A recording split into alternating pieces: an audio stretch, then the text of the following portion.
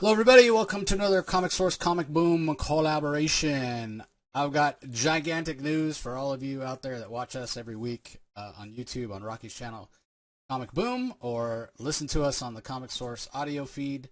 We're going to have a real-life collaboration. I'm actually really excited. Rocky and I have never met in real life, but he's making the trek down from the Great White North to Phoenix. Hopefully he doesn't melt. The weather's been relatively mild, but man, in the past we've had Phoenix Comic Cons, or Phoenix Fan Fusion as it's now known, where it's been like 130, not 130, 113 to 120. I look forward. I look forward to melting with you in Phoenix. I got to tell you, I've only been to Phoenix once in my life, and that was in 2007. I'm looking forward to it. We just got tons of rain here in Alberta, Canada, and I'm more than looking forward to the heat of Phoenix. I hope it's a beautiful weekend when I'm there. And of course, we've never physically met, so we've often it'd be nice to get together and enjoy some comics and actually BS together and have some fun at a convention and probably even enjoy the nightlife a little bit. And I'm looking forward to it. It's good times. Yeah, you've never attended a convention with me. I've been told it's a unique experience just based on the fact that I kind of know all the creators at this point, so it's a lot of fun to be able Thanks for the warning. Yeah, so. It's kind of fun to be able to introduce people, what have you. I remember, just incidentally, 1 year after San Diego Comic-Con, so the cheapest time, the best time, if you're looking to save a buck, to visit San Diego in terms of, like, to get the cheapest hotel rooms, go the Sunday night, like check in, late in the afternoon on Sunday, the day that Comic-Con ends, right? Because everybody's leaving town, and the hotel rooms are empty, but they have a hard time. A lot of people don't like to come in at that time because you're fighting all the kind of, crowds as people start to leave. So I remember 1 year, a couple of coworkers of mine, that's what they did kind of for their honeymoon. They came in on that night, and I was obviously in town for the show, and I wasn't leaving until the following day, so we met for dinner. So I met them at their hotel, which they stayed at the hotel. It was literally right next to the convention. It's like 20 yards away from the convention hall. And so I go walking in there, and we have a couple drinks at the bar or whatever, and we're going to walk over to this restaurant that's a few blocks away. And we're walking through the hotel lobby, and I'm just seeing comic creator after comic creator, and they're all saying hi, Lee Bermejo and Scotty Young, and just a bunch of guys that I've known for a long time. And my coworkers are like looking at me sideways, like, dude, like, how do you know everybody? Like, thinking I'm like some big deal. I'm like, no, it's just these are my people. It's no big deal. It's not like I'm nobody. I was trying to be humble. So we go to the restaurant. We sit out on the patio. We have this beautiful view of San Diego Bay, and we're sitting there and we're eating. And Todd Knock comes walking up on the other side of the wall, and he goes, "I don't mean to interrupt, Jace, but I just want to say, great to see you." Blah blah blah. And he walks away, and they're looking at me funny again, and I'm like, it's not that. Like, he's just a good friend. He wanted to say hi, whatever. It's no big deal. And they're like, yeah, well, right. So then we finish, and we go walking out, and as we're walking out, this actor, I won't say who it is, but this actor that I've interviewed a few times and has kind of become a friend, was on at the time. So this was like 2019. At the time, the show was really big that he was on. And he sees me, and we kind of like almost bump right into him as we're walking out of the restaurant. And we kind of like take a step back because we almost ran into each other. And then we realize who it is, and we give each other a hug, and we say hi, blah, blah, blah. And then they go walking up to the restaurant to go eat. And my friends are just like, beside themselves, like, dude, what the hell's going on? And I couldn't, like, if I was trying to seem like a bigwig, I could not have planned it better.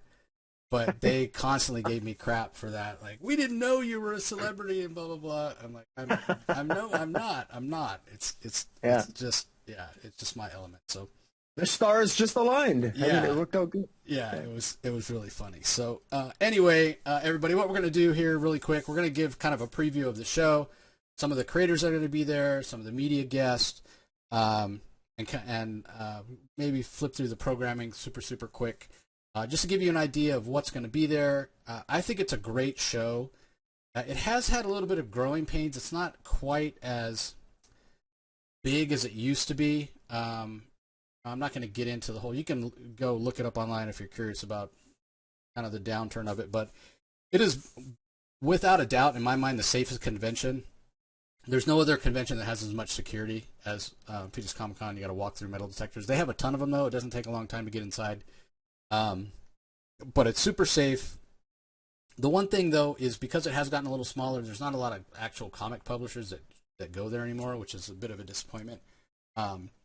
But I think it is growing, and there's rumors that it's going to be sold to like Fan Expo or Reed Pop or something like that. So if that does happen, they might be able to bring in some of those bigger comic vendors or comic publishers again. But they always have a great lineup of comic creators and media guests and what have you. And it's just a really good time.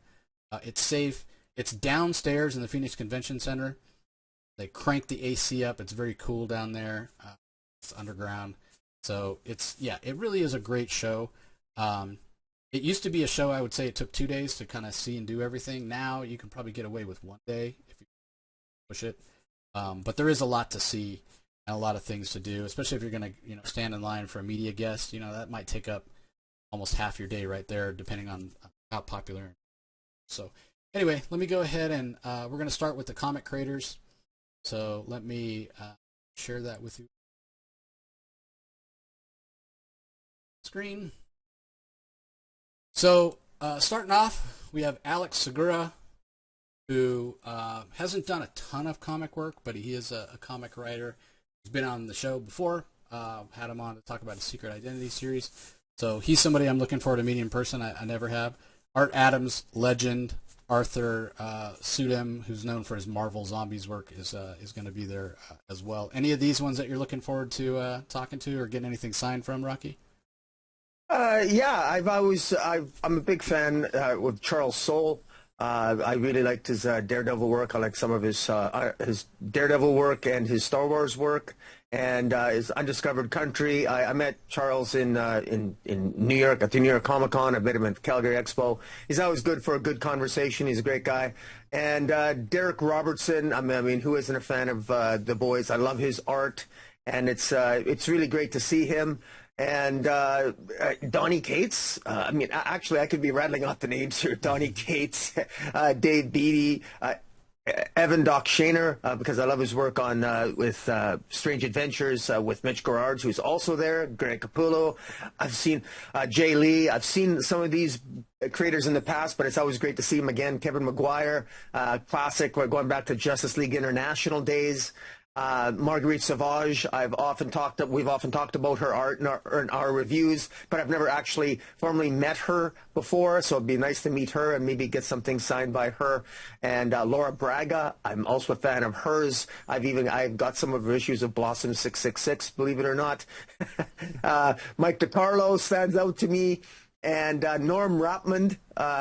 This is a who's who. I'm really impressed. And just as a quick aside, you talk about how obviously I've never been here. This will be my first time. When you talk that there's not necessarily a lot of comic book retailers there, it almost surprises me, because when you have this many, there's a good number of A-list creators here that are at this convention that you sort of have hinted at was a little bit of a smaller convention and it's just starting to grow again. This is a pretty impressive lineup. I would have expected normally more comic retailers wanting to have a presence at this show, especially when you have these types of creators. I should clarify, there are a lot of retailers there selling comics. They're just not, like we used to, Dark Horse used to come, Image used to come, right. Valiant used to come. There's not any there's not really any publishers anymore. Is kind of more what I went. But yeah, it's a decent shopping show. But again, it's not as many vendors as there used to be. But again, I think you'll probably see that start to come back a little bit if it does continue to grow. Austin Ackert and Brianna Garcia are Austin is local. He's more of a cartoonist. More of an independent style. Brianna Garcia, actually have a commission from her. She's a super talented artist. She's going to be there. You already mentioned Derek Robertson. I'll mention Cully Hamner, who's been on the show before. Super talented guy. What maybe not a lot of people know is all the DC New 52 costume designs were designed by him. Every single one of them, along with Jim Lee. So he's super talented. I'm not familiar with Christopher Roku Coates. Looks like he's done a lot of work with Activision, video games, Guitar Hero, Spider-Man, that sort of thing. You mentioned Dave Beatty and Donny Cates. Eric Henson has done a bunch of Teenage Mutant Ninja Turtles work, including The Last Ronin. Eric Aregia, he's very well known in San Diego. He's local there. Colorist, artist. He's very talented. Jay Gonzo, another person who's been on our show before, who's a local artist here, very talented. Jacob Bear has done a lot of work with Rob Liefeld. We've got Latik Curry, who again he's local and well known for kind of his pop culture sketches and what have you. John Anthony Soltero, he's from Tucson and he's been working in self-publishing for a really long time. Livio Ramondelli, very well known for Transformers work. That's kind of where he's made his name. I actually don't know. I mean, I know he's done covers and some other work for some other publishers, DC, I think. But I don't know if he's ever done interiors for anybody other than Transformers. But he's super talented.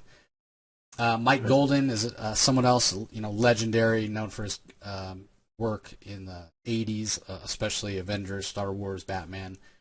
Mike Kunkel, more of that kind of young cartoon style, young reader cartoon style.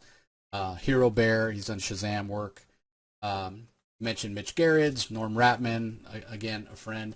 I'm not familiar with Mog Park, but it looks like she worked as an illustrator for HBO's Game of Thrones, so probably more of a kind of a storyboard artist. Renee Wittestatter, very well known in the industry, writer and an editor, as well as a colorist, and did a ton of work in the early 80s at DC. Peter Krause, who worked with Mark Waid on one of my favorite series of all time, Irredeemable, is going to be there. He's been on the show before. Paris Cullins. This might be the creator that I'm most excited to meet. Have never met him. He did a ton of work in the kind of mid-'80s for DC, specifically two series that I'm going to call out. Two first issues I'm going to get signed by him. Blue Beetle #1 from 1986 and Blue Devil #1, either from 85 or 86. His style is just unique. It's recognizable. It doesn't look like anybody else. And I've never had the chance to meet him. I'm so excited to get a chance to talk to him. And he and Cully Hamner, Hamner's known for doing a lot of work on Jaime Reyes Blue Beetle. They have a Blue Beetle panel that it's not to be missed. We'll talk about that in a little bit. And then Ryan Brown, who's done a ton of work with the aforementioned Charles Soule, is going to be there. Rick Leonardi, who, again, legendary creator. It's weird. Like, he's done so much stuff like Cloak and Dagger, Uncanny X-Men, or whatever. But the first thing that always comes to mind for me when I hear Rick Leonardi is that, let me ask you, do you have an image or something that comes to mind? Or do you know what I might be thinking of? Well, I was more familiar with him on his Batgirl run. Okay. That's the name that stands up most of the time when I think of his last name. I think of Batgirl. So he did Spider-Man 2099, Miguel O'Hara. So when I hear Rick Leonardi, I think of that cover where he's upside down and it has the red foil border. Oh yes. Yeah. Like every comic reader in the mid '90s knows exactly what that looks like, and we all have a copy of it. So yeah, anyway, he's going to be there. Ron Garney, who I met at Terrificon in 2021, I was really looking forward to seeing him again. We've talked about having him on the show before, but unfortunately he had to cancel, as you can see there. So I'm a little disappointed in that. Ryan Stegman, obviously known for his KLC publishing initiative with Donny Cates, Kids Love Chains, as well obviously as his run on Venom with Donny, and then they worked on Hulk. Sam De La Rosa has done a ton of work for just everybody. Ton of Marvel work. Again, very veteran creator. Same with Scott Koblish, probably most well-known for Deadpool, but has done a ton of other work for some people. Sebastian Jones, who has his own company, Stranger Comics, very talented writer. He's always there at the show. Simon Bisley, right? Like, if you're a comic fan, if you're a Lobo fan, if you're a 2000 AD fan, you know this man's name. I have never met him, but he is... I'd love to get a sketch from him. That would be awesome. I don't if he's doing know. them. But Yeah, I don't know if he's going to be doing. But if that's what something you want to do, man, we should head there like first thing Friday because I'm sure yeah, if I he know. is, Yeah, I'm sure if he is doing sketches or commissions at the show, he's going to fill up really quickly. So yeah, yeah, just looking forward to meeting him and thanking him for his work. I mean, yeah. No. his, Lots. I anticipate a lot of very interesting conversations, taking up a good portion of my day there when we're there. So, oh yeah, yeah. Steve Rude, Nexus is what he's most known for, along with created that along with Mike Barron. The never say this guy's name. The Janimal, Jan Mark, who exhibits every year here. He's a cartoonist, more kind of the Simpson style stuff. He's going to be there. Tinny Howard, who obviously we know is the writer of Catwoman and Harley Quinn. Then Tony Parker, who actually does all the artwork, all the logo design and what have you for the show. And he's been nominated for multiple Eisners, God of War, Mass Effect, Godzilla, Marvel, DC. He's done a ton of stuff. So yeah, that's the creators that or are guests of the show. There will be some more that are there as well, other than the ones that are listed here. So, anyone else you wanted to call out, Rocky? well, I actually am interested. I've never met Teenie Howard before, and I know that I've got Teenie Howard is one of those writers who I have mixed reviews for when we reviewed her work, everything from Catwoman to Harley Quinn, and I know that she's got mixed reviews on her X-Men line, but I'm really actually very curious to actually meet her and just get meeting somebody in person and getting their perspective on things. And I actually have some questions for her about her Catwoman run, her 9 Lives run. I'm actually kind of curious to ask her some questions on it, and yeah, and I honestly it's. There's so many to choose from that I'm going to have. A lot of it depends. I always have a stream of consciousness sort of approach at a con. I look at writers and artists, and depending on how big the lineup is and everything else, I'll sort of migrate where I think I can get it to the shortest lineup, and I sort of time it and I sort of play it by ear. I almost let fate decide where I'm going to go, because one of the things about being longtime readers, a longtime comic collector like yourself, is I mean, I really know all these people. I'm interested to talk with all of them, but there's not always a lot of, even though we might be there a good amount of the time, we don't have time to actually always to talk to everyone we want to. So, but this is what you call a first world comic book problem, and I love it. Yeah. Have you met Capullo before? I have. Yeah, I did. I met him in Calgary, and I saw him at the New York Comic Con as well. Yeah, I would say, I mean, Greg is somebody that I know, and like maybe of all the comic creators, I mean, him along with his partner in crime on Batman, Scott Snyder, there's a lot of really great comic people. The comic creators are in general really great people. But I'd be hard pressed if I didn't say that Capullo is more appreciative of his fans than anybody, man. That guy. He's just so grateful for his fans, and he recently, I don't know everybody out there listening and watching if you know this, but he recently announced that his career is coming to an end. He's got a few more projects in the works, and once those are done, he said that's going to be the period on the end of his sentence. I imagine he may do a cover now and then or what have you, but the guy has been killing himself for years working. I mean, for what, 3 decades now? He started really in the early to mid 80s over at Marvel was when I first learned his name. So we got 80s, 90s, 2000s, 2010s. Now we're into the 2020s. So his 5th decade working in comics. So I'm not surprised to hear that. Yeah. Well, he's a legend. He's worked on everything from Spawn to Batman. I mean, what can you do to top that? Yeah, really. and here's the thing that I love about it. And I know everybody's like, talk about the show. We're here to listen to the show. But I want this is important, I think, to mention. So many comic creators, you think, oh man, this guy, basically died at the drawing table, or he was still drawing, right up to the end, or what have you. It's because they had to. They didn't make enough money. They didn't have benefits. They didn't have retirement, that sort of thing. I love that with the popularity of how well his Batman run did, how well Spawn has done.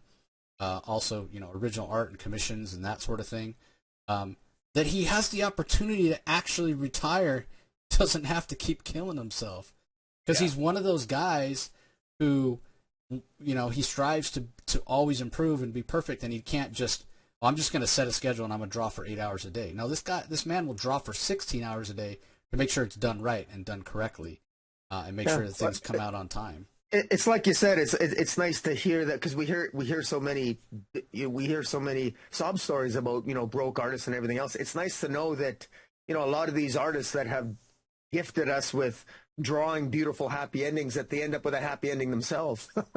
Yeah, And yeah. so it's good to hear. Exactly. I'm gonna go switch over to the authors real fast, only because I want to mention a couple of other people who are sort of comic related. Gene Luen Yang is going to be there. They have him listed in the artist section, but obviously he's done a ton of comic work. From writing Superman to the Monkey Prince. He's done some stuff. So if you're a fan of his, he'll be in the author section. And then there was one other person.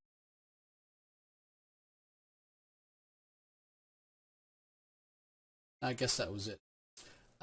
Yeah, so let me go through the media guests real fast. A lot of these people, I will say, while the comic creator lineup is as strong as I've ever seen, I feel like the actor lineup, it's been stronger in the past, but there are some really big names. Adam Savage is going to be there from Mythbusters fame. This guy Adrian Huff, I guess he's a voice actor, and he's working as Nightcrawler, or worked as Nightcrawler in the original X-Men animated. So there's a ton of X-Men animated voice actors. So they're getting a bunch of them together. Obviously, it's big right now with X-Men 97 just having come out.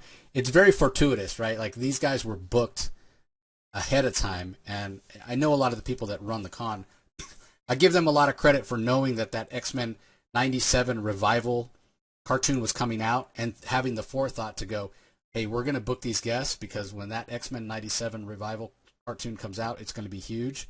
And they're like, this is the first show since that cartoon has come out where all these voice actors from the original, and some are on the original and the new one, and some are just on the new one, but they're having them all together where you can talk to them and get autographs. There's going to be a big panel we'll talk about in it. But anyway, that's who Adrian Huff is. Alan Tudyk, I don't know if this man needs an introduction.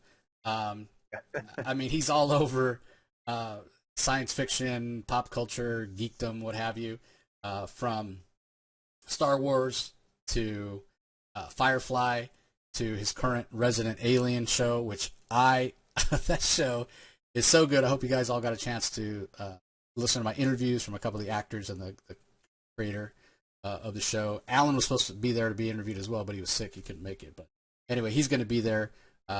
He'll have a giant line, probably the biggest one, photo ops and what have you, and he's got a big panel as well Saturday. More voice actors here. The guy that did the voice for Wolverine is going to be there. Voice of Jean Grey is going to be there. Dante Basco, who played Rufio in Hook and does voice work, is going to be there.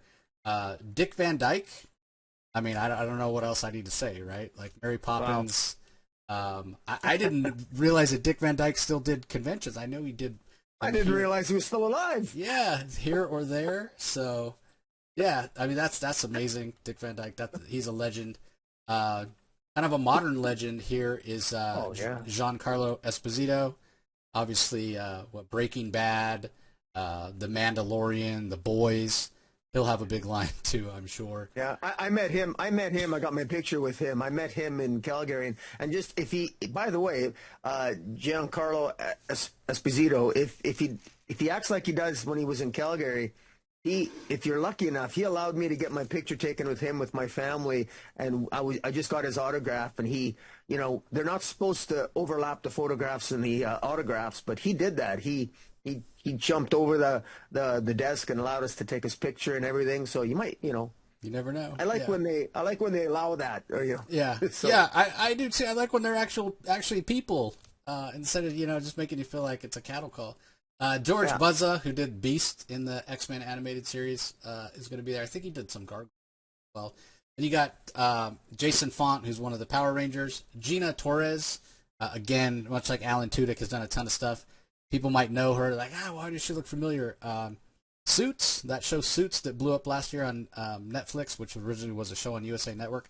She was in that, but her first big role that kind of made her, she was in Firefly as well as Alan Tudyk, and I think she's on that show 911 now. Yeah. So, and then we've got Gray DeLise, who I've met a few times. She's done a ton of work, Daphne and Scooby Doo, and Fairly Odd Parents, and that sort of thing. Then we've got the voice of Rogue from the original. We've got another Power Ranger. We've got Kate Higgins, who, again, very prolific voice actress. Michael Rooker, who's always at the show every year. Such a super nice guy. A lot of people obviously know him as from The Walking Dead. Merle, I think his character's name was.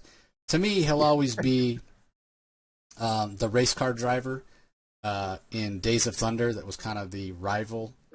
Yeah, to Tom Cruise. Yeah, Rowdy Burns. Yeah. He'll always be Rowdy Burns to me.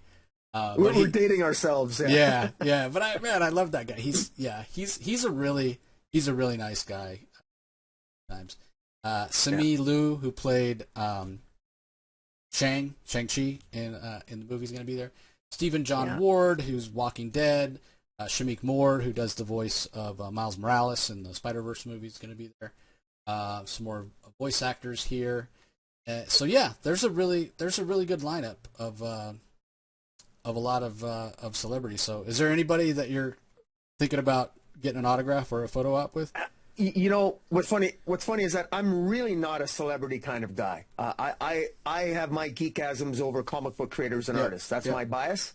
But I have to say, every now and then somebody pops up that I have to get my picture taken with. And this guy's, it's not a must, but I would love my picture taken with Gina Torres. I'm a family law lawyer by occupation, and because she was on Suits for the longest time, my wife and I love that show. If I could get my picture taken with her, that would be my first choice, just because it's sort of related to my life, and I could brag that I was with, like, guess who I met. Yeah, it's so interesting too, because I don't watch a lot of television, but I've seen Suits, not all of it, but the first few seasons, and I've seen her in a few other things. And, again, she's an actress, so this may not be how she actually is in real life at all. But she comes across as, like, such a genuine person. It would be interesting to see, how that lines up with her. So, anyway, let's talk a little bit about the panels. I'm going to just highlight the comic panels here. We're going to go through them really fast. We've got a Bad Girls Gotham City Sirens panel with Laura Braga, Tinny Howard, and Marguerite Sauvage. That might be a fun one. Kicks off at 3 p.m. on Friday. We've got a spotlight on Evan Doc Shaner on Friday, and that's it for comic panels on Friday. So kind of a light day for panels there. Saturday, this panel will be very well attended, I promise you. It's Mitch Gerrits and Greg Capullo, Batman, a retrospective. So that will be really interesting. What I love about that is, it's looking back on Batman with these two gentlemen who are visual storytellers. So, are they going to talk about Batman's visual look through the years or the character in general? Like that's really interesting. See, we've got an Into the Venomverse panel with Johnny Cates and Ryan Stegman, who I think the argument could be made are the two most influential comic creators to ever work on the character. Like they changed Venom. They more than anybody with the whole Sun and Dylan Brock and everything. Yeah. Other than, with all respect to Todd McFarlane and David Michelini, who created the character, I don't know, especially in recent, I don't know you could talk about anybody else who's done more influential, long-lasting work on Venom other than those two. So if you're a Venom fan, that's definitely a must. Then there's a panel about how to crowdfund your comic. That's your thing. And then we'll move over to Sunday. We got that panel I mentioned earlier, Paris Cullen and Cully Hamner talking about Blue Beetle, which will probably be a lot of fun. Then Build Your Universe, a guide to writing comic books with Ryan Brown, Mitch Gerrits, Evan Shaner, and Charles Soule. So that'll be, that's an all-star lineup right there. So that'll be well attended. Then we've got how to write a script. So if you want to be a comic creator, you need to know how to write a comic script. So that we have that panel as well. So it's a little light this year on comic panels, I feel like, but there are some tangential ones. So any of those panels stand out, Rocky, that you're going to be sure to want to attend? You meant the Gotham, or not you just mentioned it. It's at the beginning here. I'm trying to find The Batman retrospective. well, that for sure. Yeah, that's interesting. But there's also the one that with the Bad Girls Gone Good. yeah, Bad Girls Gone Good. That's with the Gotham Girls, or Yeah. yeah, or Bombshells, the Bombshell panel. Because I have the like, I'm just a huge Bombshell fan. I got all the comics, and so like the Bad Girls and like the DC Bombshell comics and stuff. Anything related to that, cosplay or anything like that, I'm into that. It Yeah. sounds interesting. Because it is interesting talking specifically about that. I mean, they call it Gotham City Sirens, Yeah, uh, and that's definitely leaning more into Harley Quinn as a hero, Catwoman as not a villain, Poison Ivy as not a villain. Maybe now even leaning to hero. So yeah, that should be an interesting one. All right, I'm gonna go over the media guest panels really fast too, because I know a lot of you that might be listening may be curious. And again, so when you look at the schedule, it includes the photo ops and when they're going to be signing at their tables because they're in different areas. But it's really easy to find the panels because you just scroll through until you see one of these pictures and you know that's when the panels are. So there's a Power Ranger panel with the three Power Rangers that are there. That one's on Friday at noon. Then we've got a panel for Zach Aguilar, who's a voice actor, on Friday as well. The Simu Liu panel is on Friday at 1:30. Obviously, he's going to be talking about his role as Shang. Then we've got Kate Higgins, who again voice actress. Then on Friday is that X-Mania panel that I was talking about, where you've got a ton of voice actors who were in the original X-Men animated series. We're going to be there talking about X-Men, and again, really interesting. This is the first convention they've done since that all happened, the X-Men 97 cartoon blown up. So yeah, that's going to be a really interesting panel to hear what they have to say about that. Then Adam Savage has a panel. His panels are always a ton of fun. He talks. Sometimes he does experiments, all that kind of thing. Then there's a Hook, the 1991 Dustin Hoffman movie. Robin Williams. There's a Hook screening that's being hosted by Dante Brasco, who played Rufio, like I mentioned. So some good panels there. Then Saturday is usually when they have some of the biggest panels. So Gina Torres has a spotlight panel, 10:30 a.m. And then the other one I wanted to mention, Alan Tudyk. That might be the most crowded panel. It's in a pretty large room, but I imagine it'll fill up. So his panel's at noon. And then some other panels for some of these voice actors and what have you. Giancarlo Esposito has a spotlight panel, 3 o'clock on Saturday. Alan even gets a picture for his photo. He's doing a photo op with him and Gina Torres. So I'm not sure why they put a picture. Usually they don't. Michael Rooker has a spotlight panel. That one is at 4:30 on Saturday. And I guess Dante's hosting another screening for the people that are only going to be there Saturday of Hook on Saturday night as well, 7:30. I'm not sure if there's any media panels on Sunday. We'll take a quick look here. Dick Van Dyke has a panel, 10:30. That guy must have some stories for having been around Hollywood as long as he has. No doubt. Yeah, and then we've got a couple of the voice actors. Well, this guy's a voice actor on Saturday, and then Stephen John Ward, again, probably telling some stories from the set of Walking Dead, has a panel 12:15 on Sunday. Shamik Moore, again, Into the Spider-Verse. That'll probably be very well attended. And yeah, that pretty much wraps it up in terms of panels. It's and even for families with young kids, there's Padawan lightsaber training at Saturday at 10:30. And that looks kind of fun. Sonic Prime, Blue Blur Bliss. You're into video games. That's at 10:30 as well. Space Camp, NASA mission badges, also at 10:30. And there's a Star Wars sketch off. And there's a Sunset and Meteors Carnival as well. A lot of stuff happening Saturday morning. So there's a lot of, so if you got for people listening, if you happen to have kids that aren't necessarily into comic books, but are into just that sort of pop culture of video games and Star Wars and what have you, it has a little bit of something for everyone, which probably it's not readily apparent because a lot of the focus, of course, we talk about the comic creators and the celebrities, but the fun is often, there's a lot of fun to be missed in the details and the nuance that you can, so I would encourage people to absolutely go to the website and check it out yourself, because there's a lot that we haven't mentioned that it's hard to cover all of it. Yeah, I mean, just Google FanFusion 2024 Kids, just literally that phrase, and you'll find a ton of kids' activities. Especially on Sunday, they have a ton of stuff, coloring activities, and one of the awesome things that you can spend an hour at least checking out is there's a couple of big Lego building clubs here in Phoenix, and they create this massive Lego display every year, and I mean massive. This thing's like, I don't know, like a third size of a football field maybe, and it is just awesome, and it always draws a big crowd. You can walk around the whole outside of it and check it out.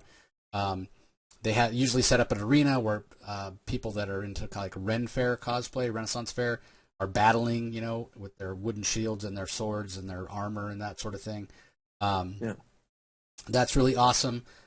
There's a huge ballroom that half of it is dedicated to like board games and collectible card games. So if you're into Magic, you can enter tournaments. You can learn how to play. They have instructional times you go and you pay a small fee, get some cards, and they teach you how to build a deck and how to play and what have you. There's also board games that they do, again, just for fun. And then the other half of the ballroom is set up with video games. So full-size stand-up video game arcade cabinets, where one year there was a Tron machine there, and I spent a good hour, 2, playing some Tron. It doesn't cost anything. It's not like you got to pump quarters into this thing. You just wait your turn and you can play. A lot of times, some of the older classic games, like I would just walk up and play the Tron game. There'd be nobody, and I could play over and over because there'd be nobody waiting because nobody likes Tron except for me. But yeah, you're not pumping quarters and you get to play them for free. And then also among that, they have consoles set up, right? It's like Super Smash Brothers and first-person shooters, and then they even have some computers set up, like PC gaming. And again, that's all free. Sometimes you do have to wait your turn or what have you, but again, if that's your thing, maybe you love video games, you're local, and you don't have anybody that you know that shares that interest, this is a great way to make friends and meet people like that. So that's awesome. Another thing that I love, I don't know, Rocky, if they do, I don't know how far these guys go, but there's a soda company called Wild Bill's that makes this like handcrafted soda that's so good. And I bought, I ended up buying 2 of them because I had one and then I left it one time, so I had to buy another one. But yeah, if you buy a mug from them, basically you get like unlimited refills all show long. And if you've ever bought a mug from them, you take it with you the next time you go to that show, and you pay, instead of paying whatever it is, like $60 for this. And it's a really cool like metal mug, and they have all sorts of different styles and what have you. Yeah. But you bring one you've bought previously, and instead of paying $60, you pay like $10 or whatever it is, and they put a little like little wristband on it or whatever on the handle of the mug, and then you get free soda a weekend. So that's good. We have something similar at the Calgary Expo, and it's a good idea. And it sounds initially expensive, but if you're planning on spending a large amount of time at the con, you do. You get a nice mug, and you do save. I mean, it's still maybe a little pricey, but it's still less pricey than you would normally expect. So it's always good to have that option. Yeah, well, that's the thing. When you're in the convention center, it's such a pain. And this one's not bad because it's downtown and there are restaurants or whatever. But during the show, they're all on a long wait. They're crowded, whatever. Yeah, you don't want to have to leave the convention floor to go get something. And if you get the food or drinks that the convention itself sells, it's very expensive and it's not particularly good. At least this Wild Bill soda, it's so good. They have like orange cream, they have root beer, they have like black cherry.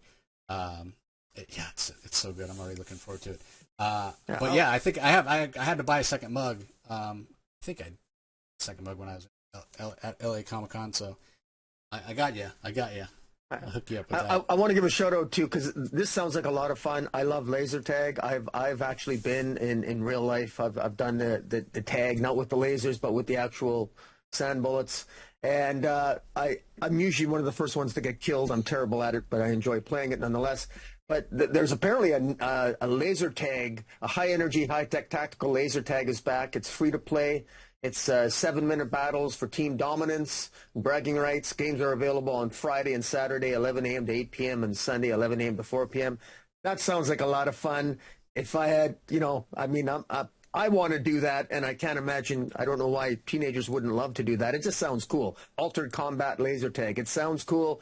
I've not seen it, but maybe we'll check that out when I'm there. But it sounds like a lot of fun. Yeah, I haven't played laser tag in a really long time. And you think, 7 minutes, that's not very long. Man, when you're running for your life, yeah, 7 minutes, like, when's that bell going to go off? So, yeah. Well, I think that does it. I think we've given everybody a good idea of what to expect. Obviously, if you're going to be there and you're a fan of the show, track us down. We always love to, speaking for myself, I always love to meet, people that listen and get feedback and take pictures.